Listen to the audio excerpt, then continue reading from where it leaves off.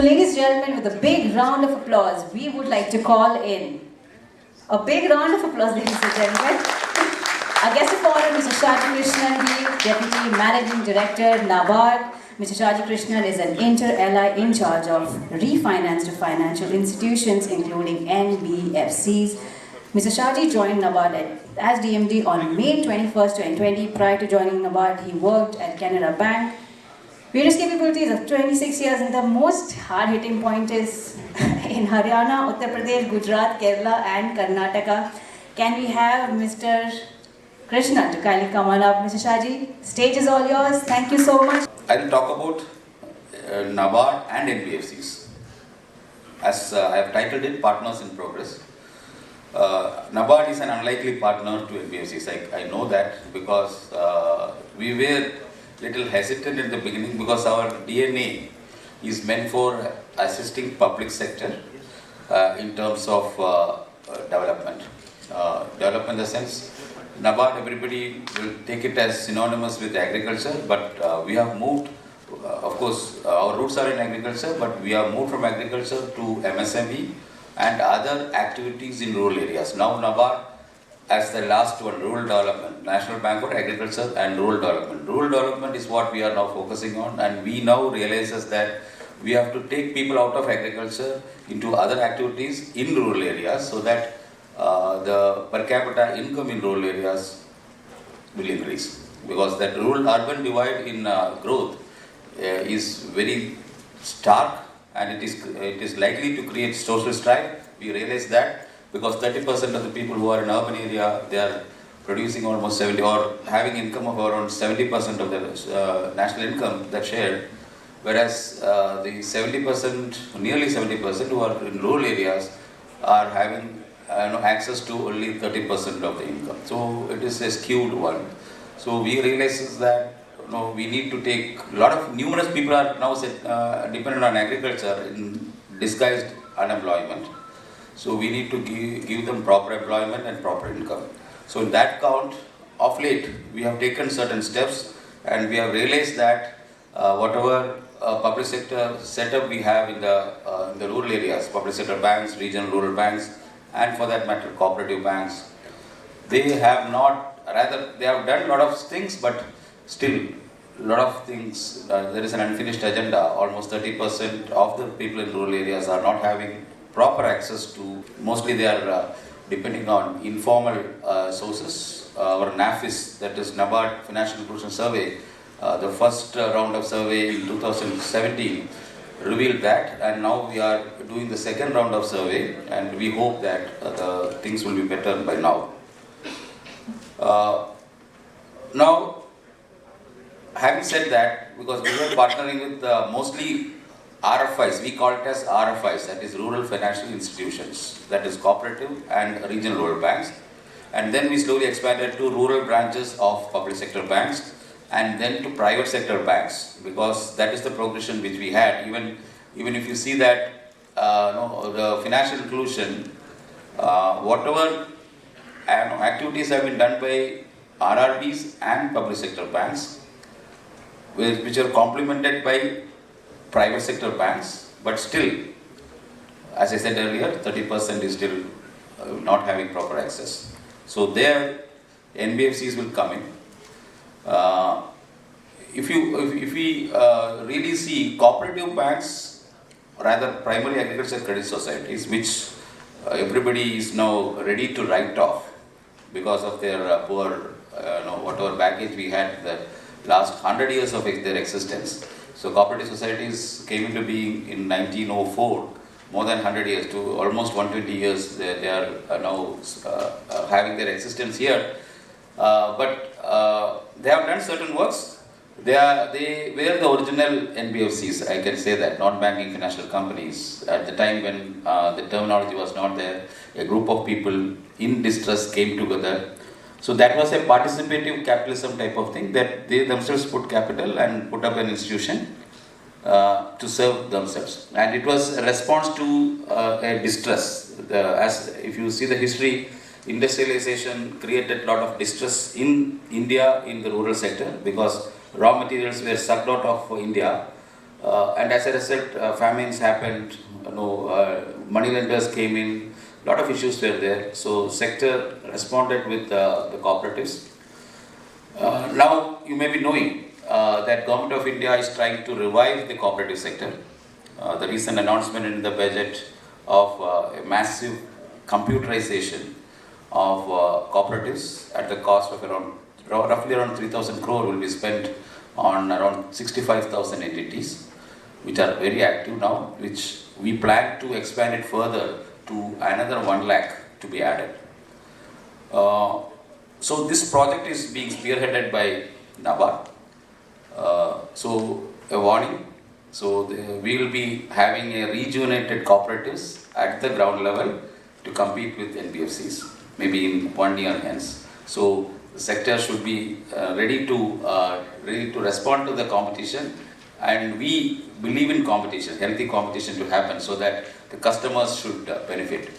Talking about competition, RRBs were meant for rural sector, but they ape rather their parent, that is the commercial bank.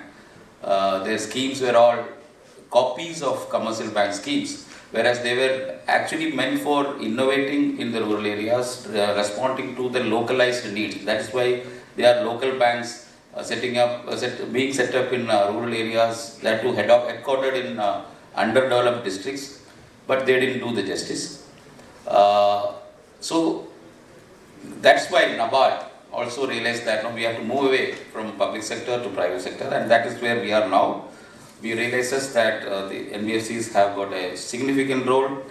They are having innovative products, and they are most importantly, they are pricing in risk properly. Whereas commercial banks, because of mandated lending or because of social banking type of things, they are not pricing the risk properly, and as a result, the NPAs which are there are not being covered by proper provisions, because risk cost is which is very important when it comes to going for provisions for whatever activities you are doing, and then the cost of operations. So when we compared recently the cost of operations of an RRB with that of a public sector bank, and that also with the industry as a whole, that is the banking industry, even though the net interest margin of RRBs are better than the banks, the commercial banks, but the cost of operations is eating into all this net interest margin.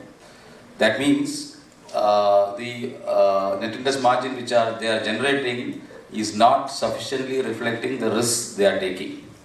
Whereas in public sector banks there is a scope for cross subsidization.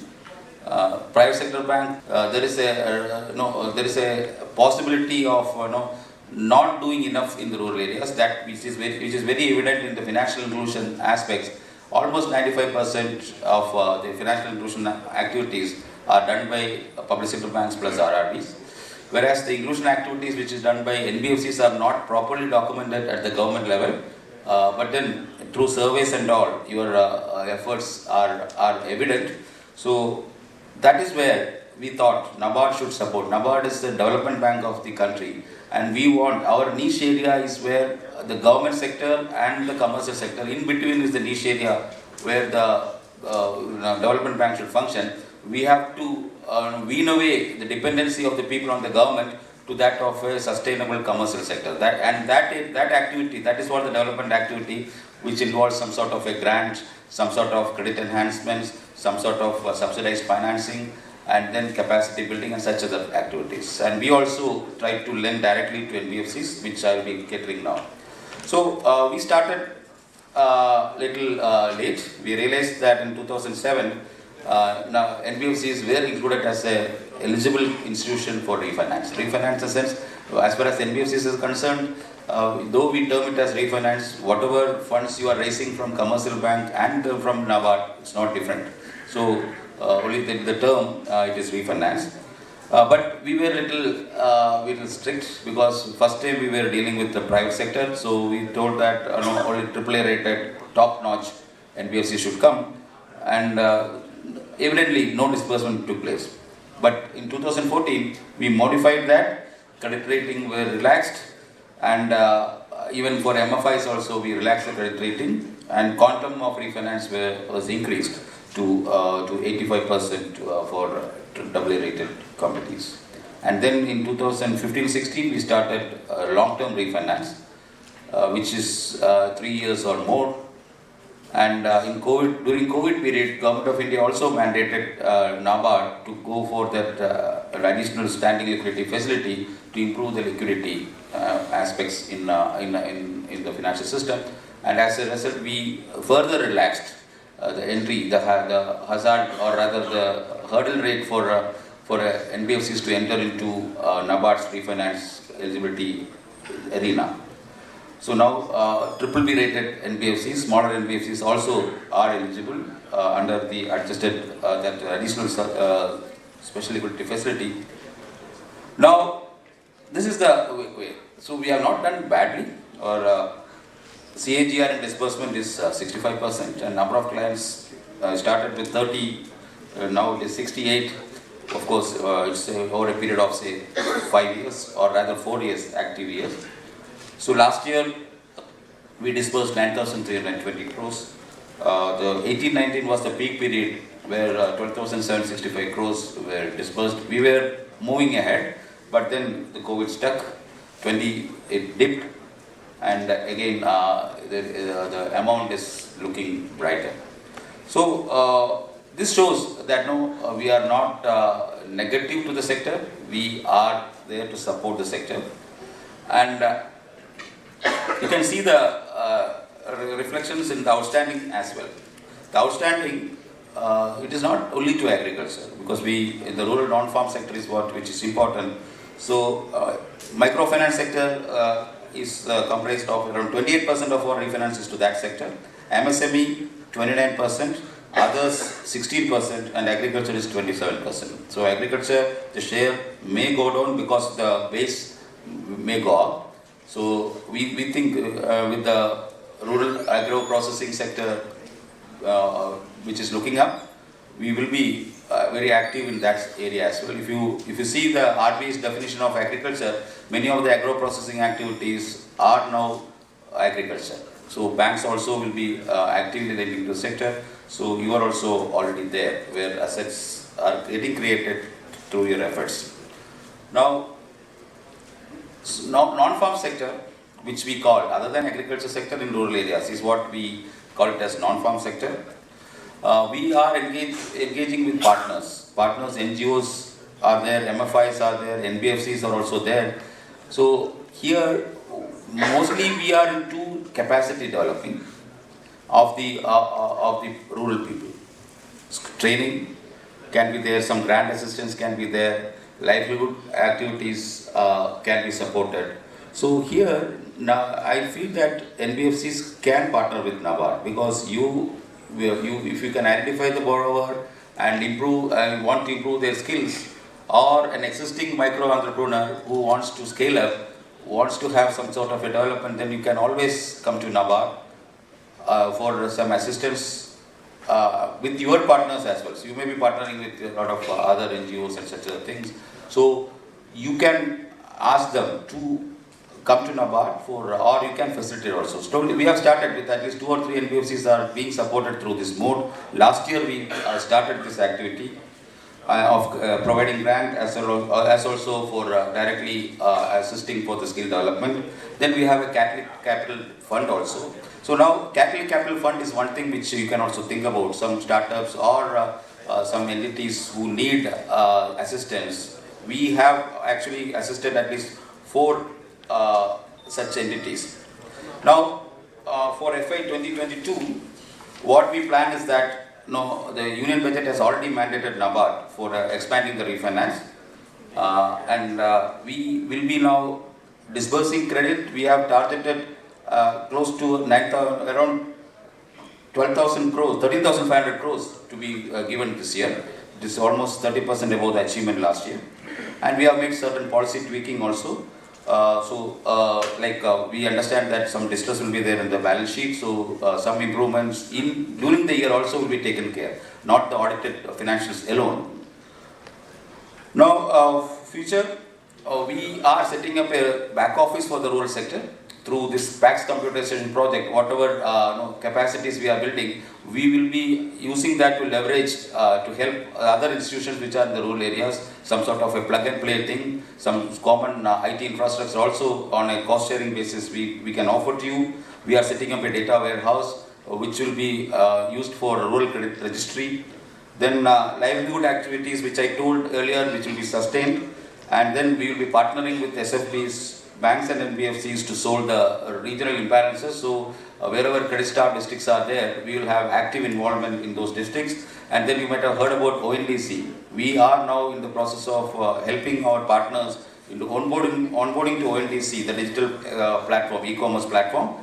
There we will be helping the entrepreneurs to find better avenues for or better market their produce, thereby increasing their income. That will come in handy for you to improve your clientele base. Your clientele base financial health will be improved. These are the things. I am open to any questions in this regard, and I also would like to reiterate our commitment to NBFC sector, having recognized its importance in the sector. Thank you.